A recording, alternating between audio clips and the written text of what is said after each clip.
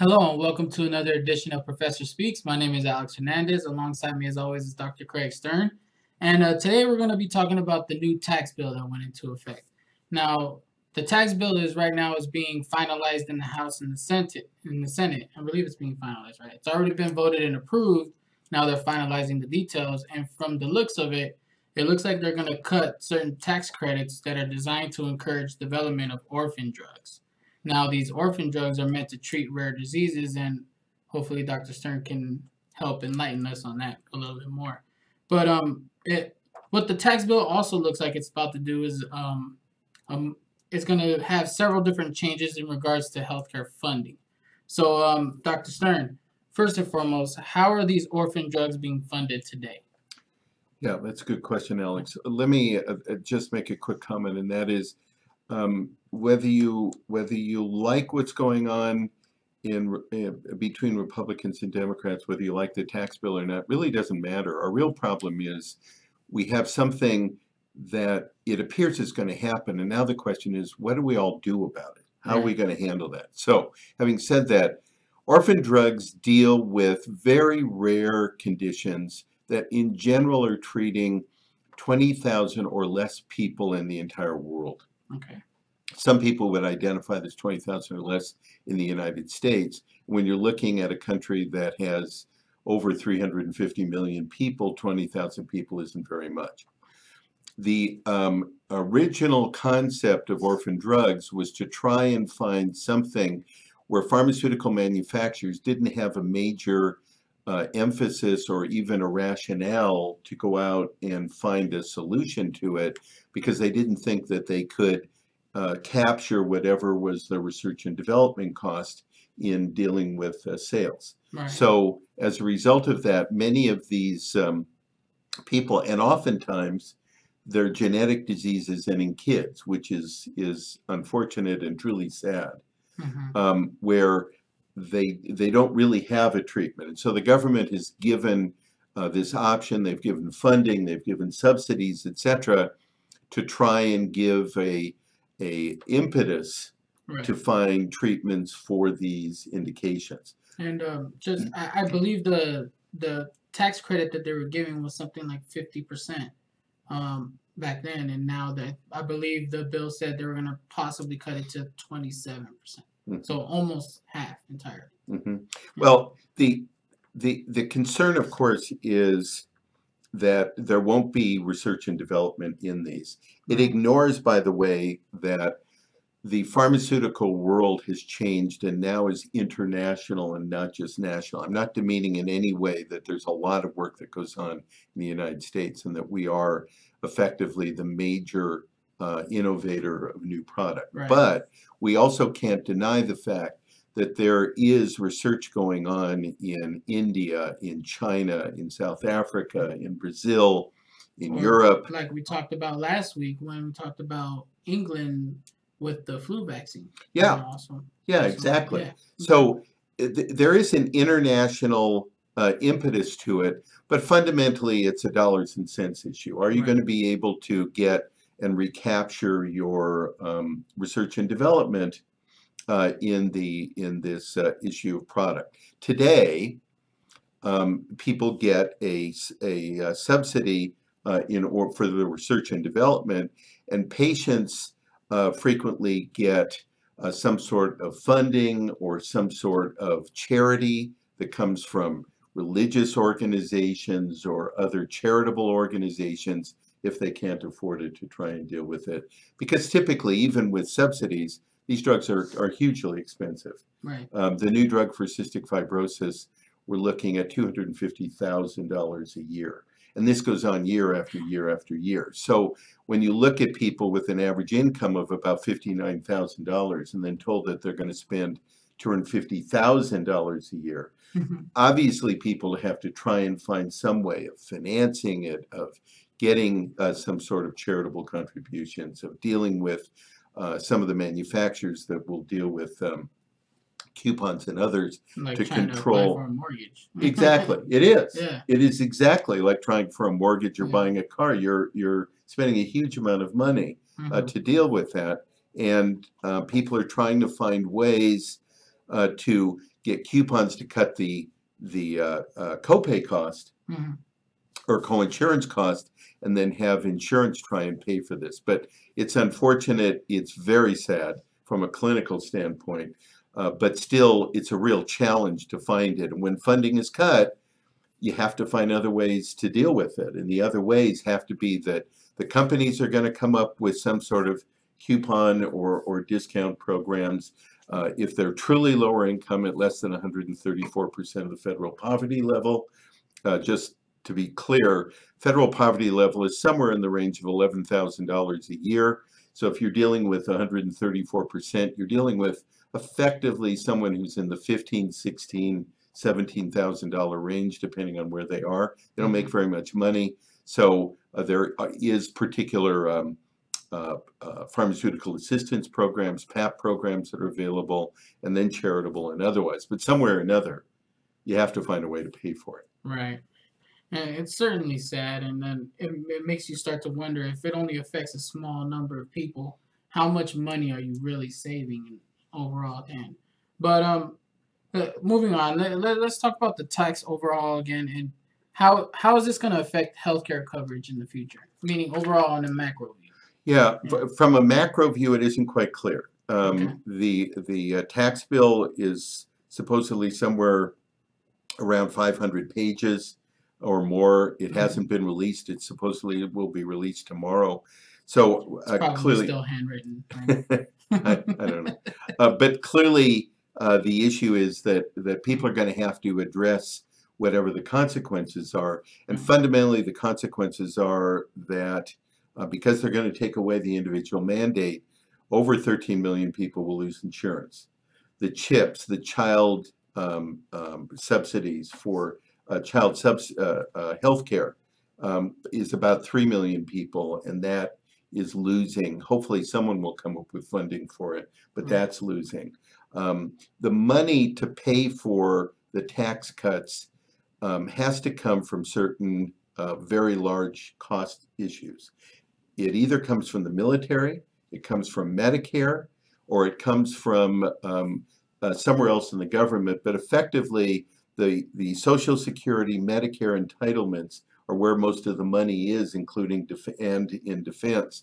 So that means that there will be a significant look as in the future cutting Medicare or cutting Medicaid to the states. And if the idea is to shift costs to the states, then the question will be whether the states can put up their 50% with a government block grant of 50%, whether that can go. There's been a lot of debate about all of that, but at the end of the day, in general, states don't have the money to do it. Right. With all these people that are going to lose insurance, how are they going to get care? They're either going to be going to public hospitals in order to try and get care. They're going to deal with some of the low-income clinics to try and get care, or they're going to have to buy some insurance, which clearly the costs are going up. They're already going up, to find some insurance that will cover whatever their particular conditions are, to try and do that. And then once again, religious groups, churches, temples, and others will come together to try and help some funding, as well as some other things. So you have to do something. These people can't go away, and if they're not sick today, then the question will be, what do you do tomorrow when they do get sick? Because that was the whole story of 7 different presidents trying to get a universal coverage, both Republicans and Democrats. So it's not a Republican-Democrat issue. Right. All of these presidents, Republicans and Democrats, were trying to do something. And effectively, we need to find a way so we don't go back to what we had before, where costs were rising dramatically, resources were rising dramatically. There was a shortage of doctors, pharmacists, nurses, etc., and people trying to find it. And if the whole thing is based on charitable donations, that clearly is not as large as the money that's necessary to make this happen. So people are going to have to find it. I wish we had a great solution. We don't. There isn't a great solution to this problem, but we are going to have to be innovative and try and find solutions, because we can't just let this go away and then go back to where we were and have the problems that we had in the past. Right, and we talked about the homeless population, or maybe even just low income population at this point. We've talked about it in the past, and you also mentioned how sick this population is becoming. But does a sick homeless population affect the general population? I mean, I'm sure it does. There's hepatitis and various other things that are going on right now in the moment. Southern California is in the middle of a hepatitis, I believe it's A outbreak. So how what options do low income populations have as far as healthcare? Well, I mean, there are some, Mm-hmm. and clearly we need to make sure that people are aware of it. So there needs to be good education about it. There are low income clinics Right. that are either there from charitable donations or from county monies Mm-hmm. to help people who are low income, to help them with their care. There are public hospitals that take on bad debt and try and deal with people who can't afford it. The fundamental problem that we have today is partially prevention and people responsible for it, and Right. partially the fact that we have to deal with healthcare prevention mechanisms to try and deal with it. People are gaining weight, so we have a greater amount of obesity.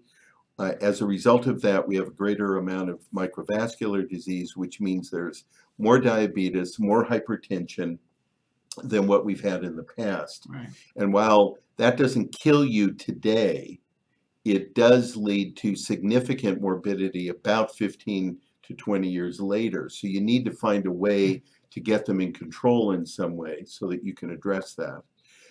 And there are therapies for that, and there are effective therapies that are relatively inexpensive. But if people go to the newer drugs, they probably won't be able to treat and be able to afford what goes on. So there'll be a significant emphasis on some of the older generic treatments that are very effective, Mm-hmm. but have been dissuaded to a degree today by some of the newer treatments, some of the treatments perhaps that are better on particular organ systems at a given time, etc. That's going to have to work. And then people are going to have to pay attention to the smoking, the obesity, the lifestyle issues, sedentary issues, dietary issues, because they're going to have to pay attention to that. And if they don't, then the consequences are significant, both from their long-term health Mm-hmm. as well as from what goes on. But the fundamental answer to your question is the county and state governments have some options to help, but they're not large enough, nor do they have enough resources to deal with huge amounts of people.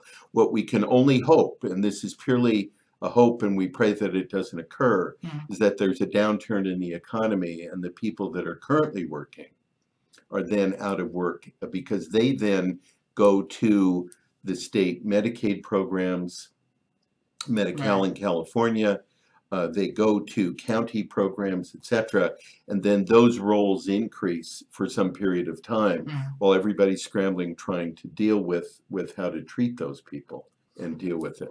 So it's terribly important that people are educated, that they search out different solutions. There are ways to treat them inexpensively, but that isn't a panacea. That doesn't mean everything is going to be solved. Right, and we brought it up because this tax overall bill might cut funding for Medicare and Medicaid, which service a lot of this low income population or even the older population. And well, Alex, one thing. Yeah, go ahead. The money has to come from somewhere. Exactly. Yeah.